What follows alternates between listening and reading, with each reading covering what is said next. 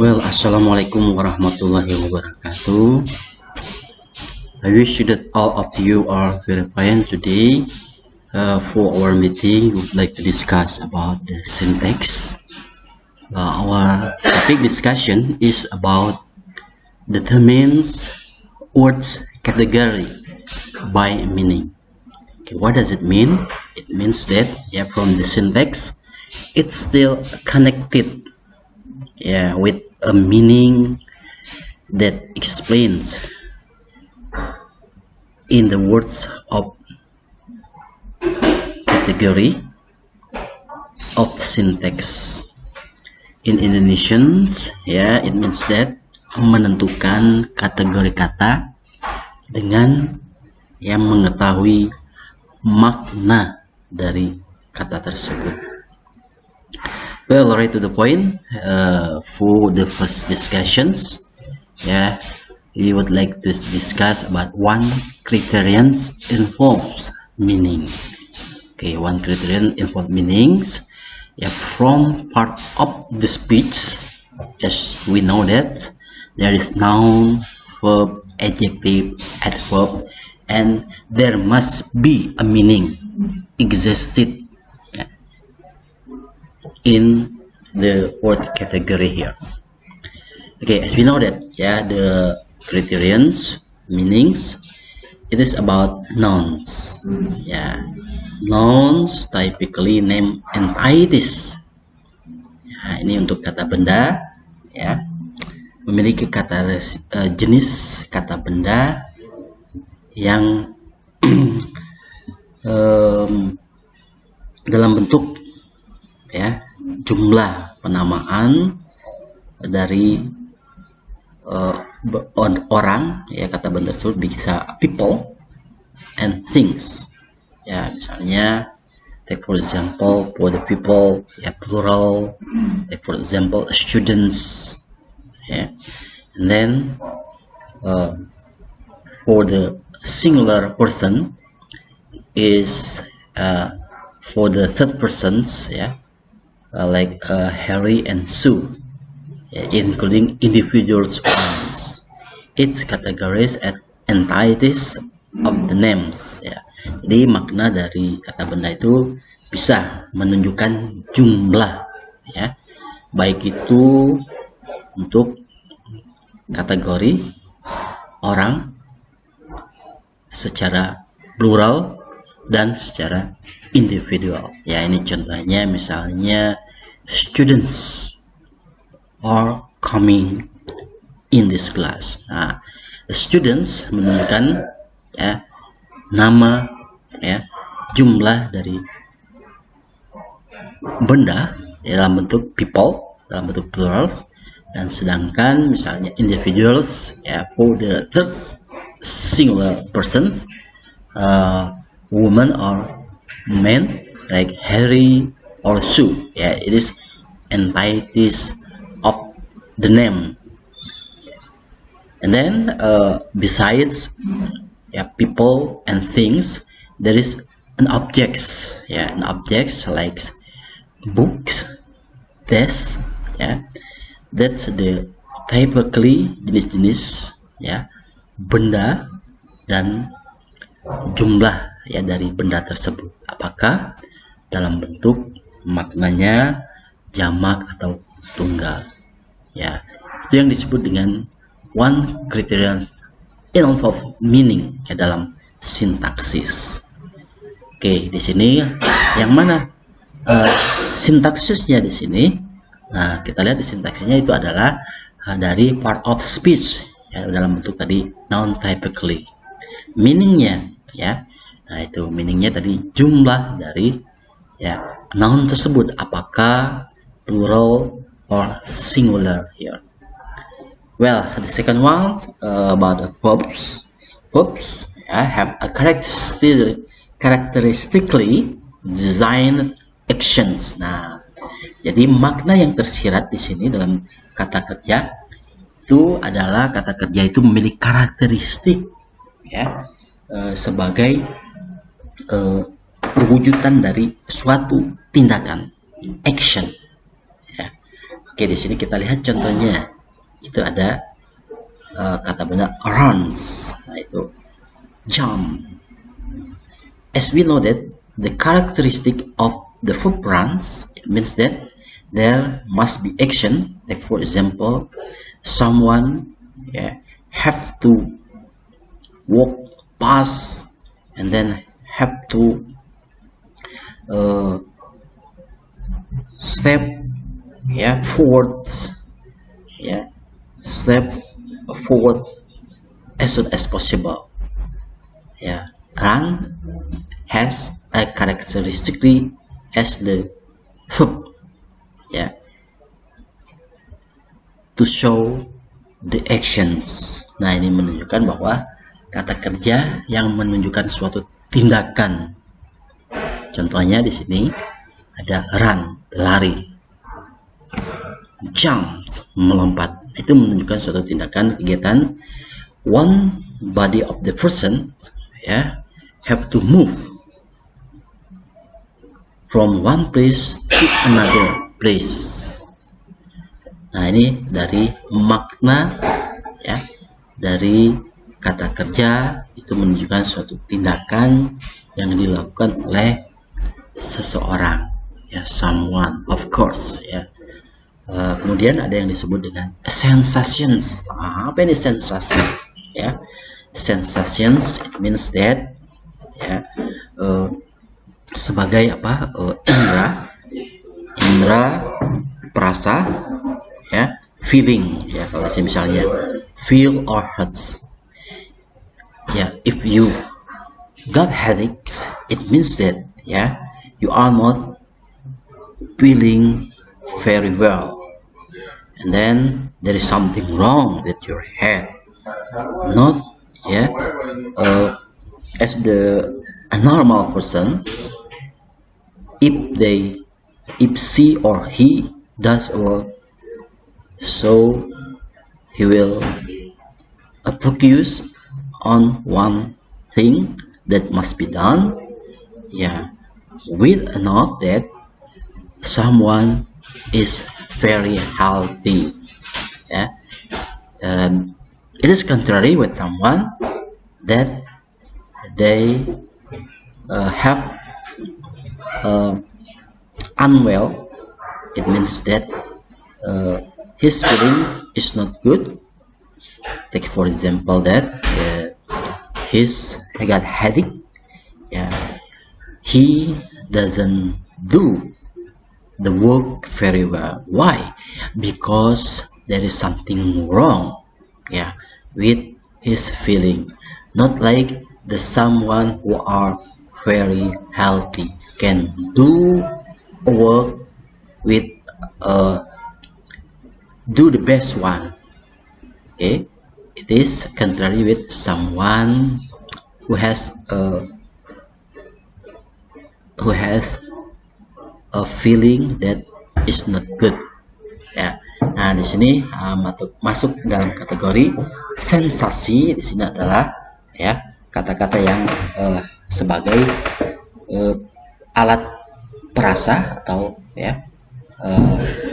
lebih kepada misalnya nalar kognitif yang memiliki sebagai fungsi maknanya itu sebagai alat perasa. Misalnya tadi jika Anda sakit kepala dan itu kan merasa you are unwell. Itu juga hurts, there is something wrong with your leg, and then without realizing that you kick off the sharp things. Misalnya Anda tanpa sengaja menendang benda yang tajam, dan itu it makes your leg hurts. Nah, itu akan membuat kaki Anda terluka, dan itu masuk ke dalam sensations. Ini sebagai indra perasa yang merasakan you are not feeling, you are not very well on your feeling. Nah, ini ada kata-kata Ya, ini kata kerja yang memiliki karakteristik, ya. Bisa maknanya itu sebagai suatu tindakan yang dilakukan, atau juga bisa ya sebagai apa, perasa atau alat sebagai perasa. Di sini merasakan sesuatu yang misalnya yang feelingnya baik atau tidak baik. Ini ada states, ya, ada menyatakan, ya, kata-kata be, ya. Take for example, ya, be di sini, ya. Be a good person if you want to make a relationship, ya, to the other. Nah, di situ be sebagai penyataan, ya, menyatakan, ya, suatu misalnya what is it, benda, ya, be atau bisa jadi menjadi misalnya sebagai di sini pernyataan, ya, dalam karakteristik ini bukan benda tapi sebagai verbs here. And then there is the word remains, ya, remains, ya, sisa-sisa, ya. The remaining of the building is very old, ya, ya. Nah, ini ada kata remains, ya. Jadi the verb has three characteristics, bisa sebagai tindakan atau actions, and then sebagai sensation, sebagai alat rasa, dan sebagai stage, ya, ungkapan, ya, untuk menyatakan sesuatu. Well, ya, the criterions inform meaning of the verb, and then there is a typical function of an adjective has a meaning, ya, sebagai to design a property or attributes to the entities denoted by a noun. Nah, ini menunjukkan kata sifat ini, ya, misalnya suatu kepemilikan atau kepunyaan, atau ini sebagai atribut, ya. Atribut di sini suatu hal yang melekat pada, ya, diri suatu benda, ya, dan itu sebagai misalnya atribut. Oke, di sini sebagai contoh kita lihat ada, ya, when we say that tall building. Nah, di sini ada the function of adjective, ya, with the noun. It means that we are attributing the property tall. Nah, tall itu maknanya itu sebagai kata sifat, tetapi meaningnya maksudnya sebagai property, kepemilikan. Kepemilikan dari apa? Dari suatu benda, to building, designed by nouns. Ya. Nah, di sini a typical function, fungsi, ya, jenis dari kata sifat itu bisa yang menyatakan suatu atribut, ya, dalam bentuk, ya, penamaan jumlah yang menunjukkan suatu benda. Tadi contohnya misalnya tall building. Nah, tall itu merupakan attribute of property dari building. Ya, building yang mana? Yang tinggi. Jadi adjective, ya, explains to the noun. Ya, kata sifat yang menjelaskan kata benda. Oke, ya. If we see that, ya, there is noun, verb, and adjective that they have one criterion involves a meaning. Jadi di sini besides a part of speech from syntactic category, but, yeah, this part of speech, noun, verb, adjective, they have a meaning. Which one meaning? Yeah. Take for example that noun have the entities name, and then verb has a design action or sensation or state. An adjective has a property, yeah, that or attribute that entities denoted by a noun. Nah, di sini, ya. Jadi fungsi dari kata sifat itu memiliki makna, bisa sebagai kepemilikan, ya, atau sebagai atribut yang melekat pada seseorang. Take for example, ya, tadi tall building, smart student, ya. Nah, di situ smart itu sebagai properti, students. Well, for the next, there is adverbs.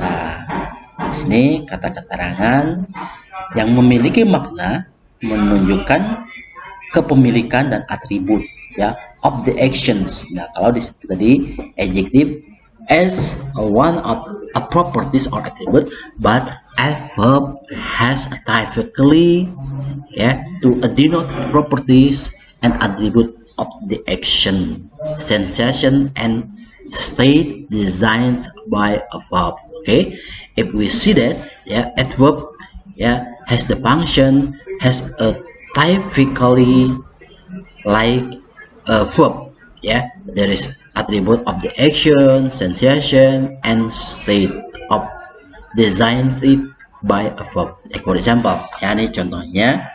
Jadi adverb itu hampir sama, bukan hampir, tapi ini menyerupai, sama fungsi maknanya itu seperti tadi kata kerja. Kata kerja itu ada yang disebut dengan misalnya ada properties, ada action, dan ada sensation and states, pernyataan di sini. Oke, kita lihat contohnya di sini. For example, Janet left quickly. Janet left early. Okay, there is the explanation about the adverb quickly. Okay, indicates the manner of Janet leaving. Nah, di sini ada kata quickly dan early, itu sama-sama sebagai adverb keterangan, but they have their own function of the meaning. Jadi makna itu akan berbeda, memang one part of speech masuk ke dalam kategori sebagai adverb typically, but they have a different meaning. Oke, kita lihat di sini ada Janet left quickly. Okay, the second one, Janet left early. Quickly and early, they are same as adverb, but quickly indicates the manner of Janet's living. Nah, kata quickly itu menunjukkan bahwa yaitu cara, cara dari apa? Janet itu meninggal suatu tempat. Jadi dia meninggalkannya pergi, dia pergi dengan buru-buru cepat, Mungkin there is a appointment with someone, so she has to come on time. So Janet left quickly. It is different with Janet left early. Okay. Nah, kalau di sini early, it means that it tells about the specifies about the times. Nah, di sini ada tadi menunjukkan manner, cara Janet pergi itu buru-buru. Tapi kalau Janet left early, kata keterangannya menunjukkan bahwa waktunya, Jadi ini menunjukkan bahwa dia pergi lebih awal, Nah, lebih awal apa itu? There must be one reason that why Janet left early. Perhaps she has to meet someone in time, or she has to go to the place as soon as possible. So she doesn't want to make someone feeling unwell if she didn't come to the place on time. Okay, this is the one criterion of adverb and the meaning of the adverb. Okay, and then besides the criterions meaning, from noun, adjective, verb, and adverb, okay, there is exception. Ya, exception about the criterion of meaning. Take for example, a word's category membership doesn't always bear such a straightforward relationship to its meaning. Nah, di sini ada kemunculan bahwanya kategori ya dari kelompok suatu kata itu tidak selalu ya memiliki keterikatan makna secara langsung ya dari suatu objek atau benda yang dijelaskan di sini. Oke, take for example here. Ya, misalnya contohnya ada nouns. Nah, kata benda misalnya di sini ada as difficulty, kesulitan, truth, kebenaran, and likelihood. Nah, ini kemungkinan. Nah, kata-kata ini ya name entities in the strict sense. Nah, kata-kata ini katanya difficulty, truth, likelihood. Nah, jumlahnya atau penamaannya ini tidak ya in the strict sense ya. Makna pemahamannya itu tidak tidak strict di sini ya, tidak harus baku seperti tersebut, namun ya katanya di sini bisa jadi ya more even though words for action tend to be a verb. Nah, bisa jadi di sini katanya ya ada beberapa kata-kata yang menunjukkan tindakan yang cenderung ya menjadi kata kerja. Oke, take for example tadi ada kata misalnya difficulty dari kata benda ya sebagai kata benda, truth dan likelihood ya itu entitled do not name entitled in the strict sense. Oke, maksudnya di sini arti kata tersebut ya tidak harus ya arti yang sebenarnya ya arti yang baku sini misalnya difficulty, kesulitan ya. Namun di sini ya bisa jadi katanya kata-kata juga dalam bentuk tindakan itu cenderung ya menjadi kata kerja. Namun some noun also express, ada juga beberapa kata benda tadi yang menunjukkan ya jenis makna tertentu. Okay, take for example ya di sini ada kata whose. Nah, ini ada katanya benda yang dijadikan kata kerja dengan menambahkan article indefinite article ya. Tadi kata whose menjadi noun. Dalam kata misalnya give someone a whose ya, and ada kata kerja run menjadi have run, lari ya. Nah, jadi ada beberapa kata benda yang menunjukkan katanya ungkapan ya dari suatu jenis makna tertentu. Misalnya dinner, makan, have a dinner ya dalam bentuk kata benda have done. Dari kata walk, have a walk, jalan ya. Nah, ini dari exceptions. Tadi ada pengecualian yang tadi dari keempat part of speech dari noun, verb, adjective, adverbs. Nah, ini ada pengecualian katanya untuk kelompok kategori suatu kata tidak selalu ya makna itu berkaitan secara langsung kepada arti kata yang sebenarnya. Nah, di sini kan ada pengecualian tadi.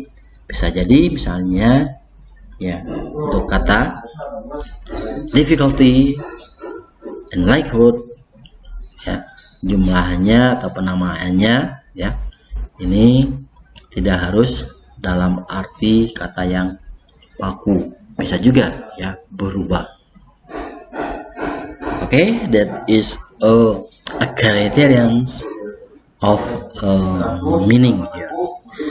And then we move to the next explanations about the inflection here.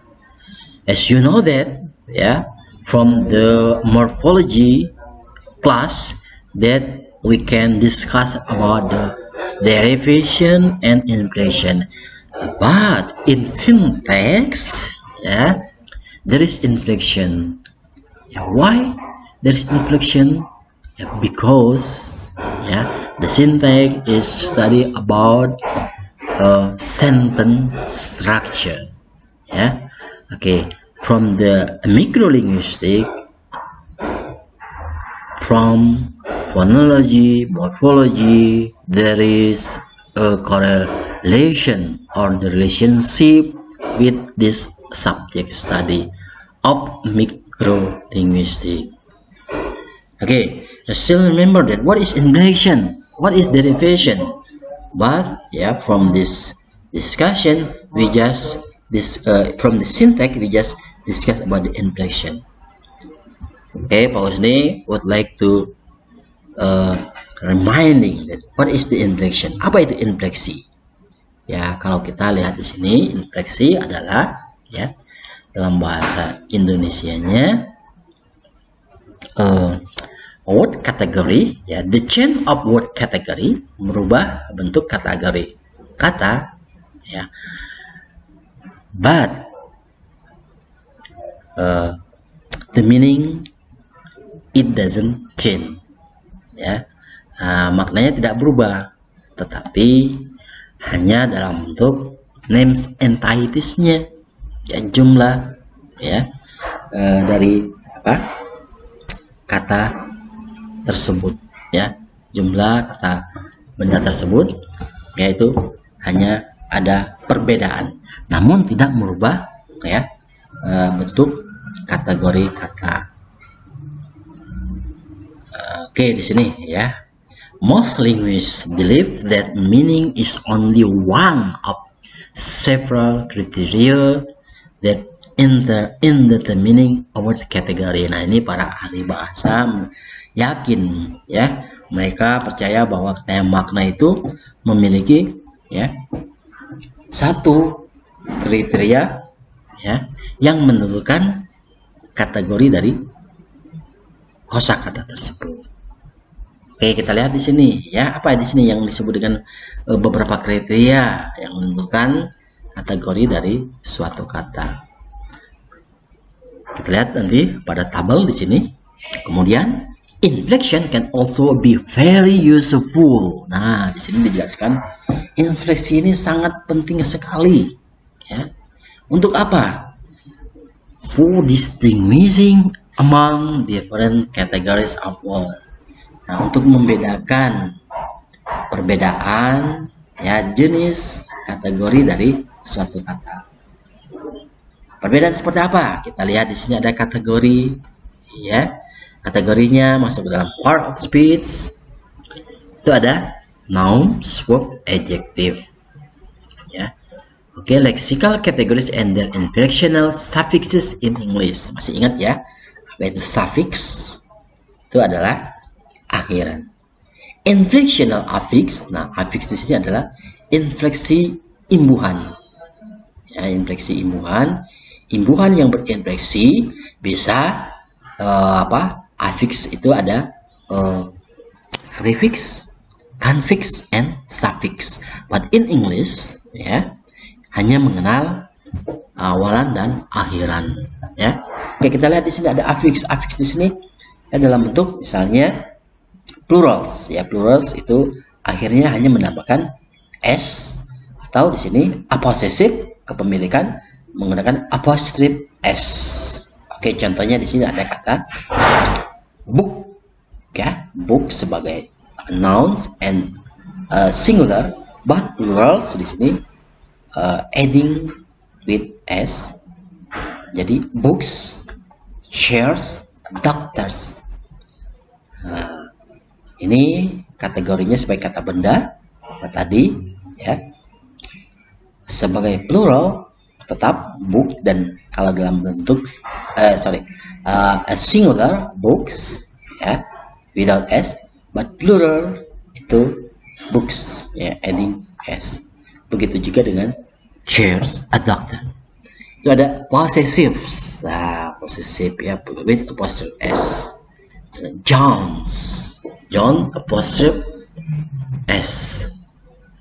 The man's. Nah, ini maksudnya kepemilikan. John's book. Whose book is this? Ya, it's. Ya, misalnya John's. Nah, this book belong to John's, atau ya, it John's ya, it is John's ya book. Ini possessive ya. Inflectionalnya ini ada menambahkan s dan apostrophe s. Nah, dalam bentuk verb ya, nah ini dalam bentuk past tense hanya menambahkan ya ed dalam bentuk regular, and then ada progressive ya dalam bentuk present continuous tense, itu hanya menambahkan dalam bentuk ing. Untuk third person singular atau ketiga menambahkan tadi s ya. Bila mana ini adalah bentuk kata kerja, misalnya di sini ya, John John ya tiba. Progressive, John is arriving. Nah, untuk ketiga untuk simple present, John arrives. Nah, ini menangkat dalam bentuk ya s untuk verb ya. Ini yang disebut dengan inflections ya. Infleksi itu ya word that has a category ya, the same category ya, just adding ya, hanya menambahkan misalnya akhiran ya, but ya the meaning ya, it doesn't change the meaning. Jadi tidak mengubah makna ya, maknanya sama. Yang membedakan apa di sini? Jadi names entities-nya saja, apakah dalam bentuk tunggal atau jamak ya. Oke, di sini ada noun, verb, and then adjective. Nah, adjective itu dalam bentuk comparative degree. Itu ada comparative, ada superlative. Kalau dalam bentuk comparatif, misalnya ada afiksasinya atau suffixnya akhiran hanya er, dan superlatif ditambahkan est ya. Nah, di sini ada rumusnya ya. If one syllable, kalau hanya satu kata, itu bisa ditambahkan seperti thought ya, one syllable. Pass, smart, itu hanya ditambahkan akhiran ya dalam bentuk infleksinya. Di sini suffixnya itu adalah er atau ya, es di sini. Nah, begitu juga dalam bentuk misalnya superlatif, bentuk paling ya, taller, tallest, faster, smarter. Ini dalam bentuk adjektif. Nah, namun di sini ada pengecualian untuk misalnya dalam bentuk misalnya two syllable, dua suku kata, misalnya beautiful, beautiful ya, dua suku kata. Nah, tidak beautifulest tapi ditambahkan more beautiful, the most beautiful. Okay. Nah, di sini however, even inflation doesn't always provide the information needed to determine a word's category. In English, for example, not all adjective can take the comparative and superlative suffixes ya. Nah, dalam bentuk misalnya di sini tadi misalnya ada kata intelligent, ini tidak semuanya ditambahkan er, Dan syaratnya tadi untuk menambahkan er or es itu hanya one syllable dalam pengucapan pronunciation-nya. Tadi tall, tallest. Kalau beautiful, beautiful. Nah itu dua suku kata, ya. Intelligent. Nah itu dua suku kata, itu ditambahkan yang untuk superlatifnya dalam bentuk infleksinya bisa menambahkan more atau most, yang bentuk komparatif more, bentuk superlatif most. Misalnya more intelligent, most intelligence, more beautiful, most beautiful. Oke. Nah di sini ada pengecualian ya untuk infleksi ya dalam bentuk komparatif dan superlatif. Kalau hanya one syllable dalam pengucapannya, jadi tall itu hanya ditambahkan er atau est. Oke, this is about the inflection ya. Ini tentang infleksi. Apa itu infleksi? Nah, di sini disintak di di review lagi, tapi lebih kepada strukturnya ya, bentuknya ya. Jadi jelas sekali bahwa di sini beberapa ya kriteria ya dalam bentuk misalnya kosakata ya, di sini itu menentukan dari kategori dari kata tersebut ya. Inflections, it means that ya the word just ya change of the form ya of the word but it doesn't change the meaning. Nah ini ya, jadi hanya berubah dalam bentuk katanya saja ya, berubah dalam bentuk katanya ya, misalnya dari tunggal menjadi jamak, namun tidak merubah bentuk ya secara lengkap. Dan di sini artinya tetap ya sama. Yang membedakan hanya misalnya dalam bentuk tunggal dan jamak tadi, apakah bukunya hanya satu atau dalam bentuk plural ya. That is the inflections. And then the last discussions from this subject study about one criterion of meaning. Nah ini ada yang disebut dengan distributions ya, distribusi. Oke, distribusi kita lihat di sini. What is distributions? A fifth and often more reliable criterion for determining which category involves the type of elements, especially function category, with which can occur its distributions. Di sini jelas sekali bahwa katanya hal yang sangat ya reliable ya, yang mempengaruhi dari kriteria dari penentuan ya kategori suatu kata itu diperlukan jenis ya dari suatu elemen. Elemen ini apa? Dari fungsi dari kategori dari kata tersebut. Nah, ya di sini fungsi dari kategori kata tersebut itu dapat terjadi secara bersamaan. Ya, pembagiannya di sini ya, pendistribusian itu secara bersamaan. Misalnya kita lihat di sini ada kata benda. Nouns can typically appear with the determiner. Nah, secara bersamaan kata benda itu bisa ya muncul ya dengan determiner, penentu ya. Determiner itu bisa dalam bentuk misalnya penentu ya, artikel ya, definite or definite article, kata sedang yang pasti atau belum pasti ya. Nah, dengan determinernya.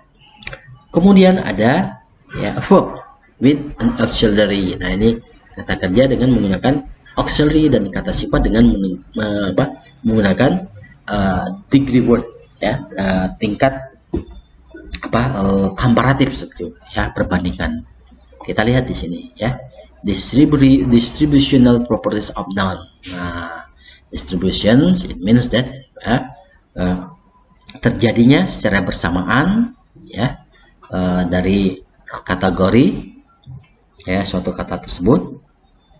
Nah, di sini bisa, ya, itu sebagai properties of noun, sebagai kasus pemilikan dari suatu benda, kata kerja, dan adjektif. Nah, kita lihat di sini distributional property-nya, ya, terjadi secara bersamaan, ya, dari kata tersebut, ya, distribution property occurrence with a determiner. Nah, kata benda bisa, ya, terjadi secara bersamaan dengan a determiner, penentu, ya. Determiner ini adalah untuk menentukan suatu apakah itu, ya, sudah pasti dan belum pasti, ya. Di sini kita lihat non occurrence with a determiner. Nah, contohnya occur. Nah, ini determinernya, ya, yang disebut dengan indefinite article, ya, indefinite article. Nah, ini belum pasti, ya, occur dengan kata sandang occur. Nah, ini dengan definite article the with. Kemudian kata kerja yang terjadi secara bersama dengan auxiliary. Nah, has, gone. Nah, ini auxiliary has, have, ya, will, itu disebut dengan auxiliary.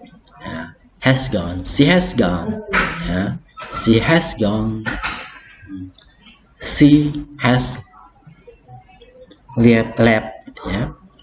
Oh, sorry, she has gone, ya, and left itu past, ya. Will stay. Nah, ini adalah yang disebut dengan auxiliary bersamaan dengan, ya, kata kerja. Kemudian ada adjective occurrence with a degree word. Jadi disebut dengan distribusi itu adalah terjadi secara bersamaan, ya. Berbeda dengan lexical meaning. Distribusi itu arti sebenarnya itu pembagian, tapi di sini, ya, terjadi, ya, distribusi, ya, kata tersebut itu secara bersamaan dengan kata yang lain.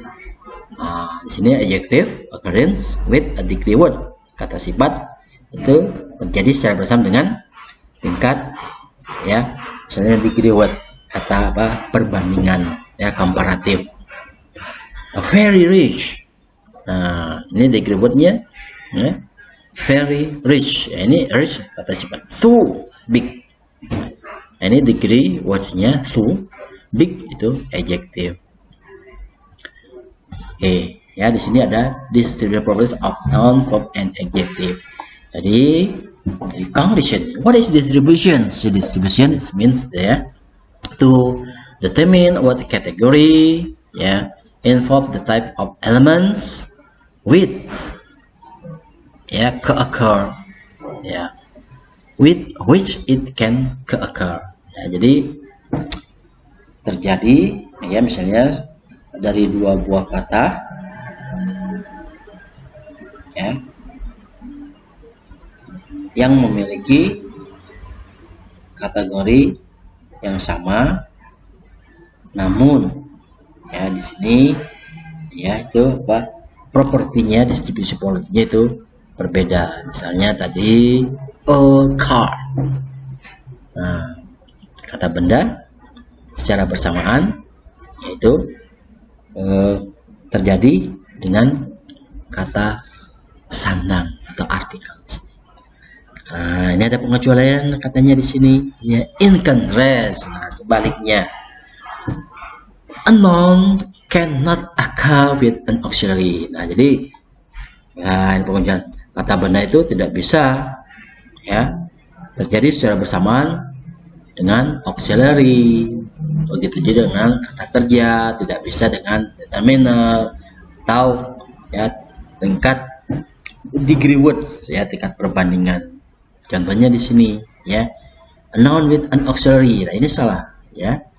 Ya, ada will, ya ini auxiliary. Destruction ini benda. Terusnya auxiliary itu dengan verb, ya distribusinya, koakalnya. Verb with benar, ini salah. To destroy. Terusnya ya verb itu dengan auxiliary. A verb with a degree. Nah, ini very right. Ya, harusnya adjective dengan degree words. Okay. Nah, di sini one meaning criterions that we have discussed about ya the meaning ya part of speech ya. Dari part of speech misalnya dari kata benda memiliki jenis, makna tersendiri, kata sifat ya, apakah itu sense ya atau atribut, dan kemudian ada yang disebut dengan infleksi ya. Infleksi di sini ya perubahan dari kategori bentuk kata dan tidak merubah dalam bentuk maknanya. Akan distribusi di sini ya dua buah kata yang terjadi secara bersamaan, dan itu harus ada ya what is it kriteria, the specific criteria ya untuk distribusi. Tidak bisa dipaksakan. Misalnya untuk auxiliary itu dengan kata benda, itu salah ya menurut formulanya ya, menurut rumusnya bahwa untuk auxiliary itu harus dengan kata kerja. Well, our discussion for this meeting of the field of syntax, the specific discussions, it's about determine words category by meaning. Nah, jadi di sini berkaitan ya. Jadi secara struktur